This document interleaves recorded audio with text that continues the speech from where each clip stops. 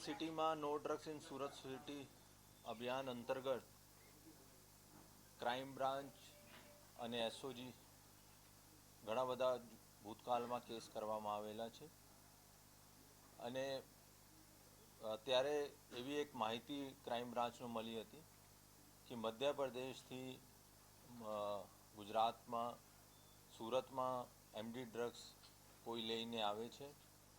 એના અનુસંધાને બંને ડીસીપી સાહેબ શ્રીમતી રૂપલ સોલંકી મેડમ અને રોઝિયા સાહેબ અને ડીસીબીનો પીઆઈ શ્રી પરમાર સાહેબ અને મોદી સાહેબ અને એની ટીમ વાચમાં હતા. કાલે ભાટિયા ટોલ ટેક્સની પાસે એક સિલ્વર કલરની વરના ગાડીનો રોકવામાં આવ્યો અને એની તલાશી દરમિયાન એના પાસેથી 512 ગ્રામ જેટલી એમડી ડ્રગ્સ કબજે કરવામાં આવેલી છે, જેની માર્કેટ કિંમત 51,22,000 થાય છે.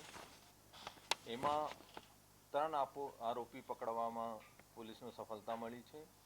એનો ડ્રાઈવર બદરુદ્દીન અખ્તર હુસૈન બંગડીવાલા, જો નવસારીનો રહેવાસી છે, અને 2 મુખ્ય આરોપી મોહમ્મદ ઇશાક મિર્જા, જો સૈયદપુરા સુરત શહેરનો રહેવાસી છે, અને મોહમ્મદ અશફાક મોહમ્મદ અસલમ અંસારી, જો સૈયદપુરા સુરત શહેરનો આરોપી છે.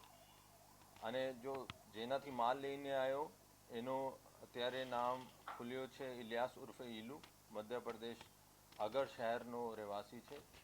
અને જો અહીંયા જેનો એને સપ્લાય કરવાનો હતો આ રિજવાન બોમ્બેવાળા છે અને ટૂંક સમયમાં રિજવાન બોમ્બેવાળાની પણ અટક કરવામાં આવશે. અને અત્યારે ઇન્વેસ્ટિગેશનમાં કે આ લોકો આગળ કોને આપતો હતો અને ભૂતકાળમાં કેટલા ફેરા મારીને આવે છે એની બધી તપાસ કરવામાં આવશે. ધન્યવાદ. આ ત્રણો કારમાં હતા અને એક પ્રેસ નોટ આપનો મળી ગયા હશે, પર આ 2 મોટો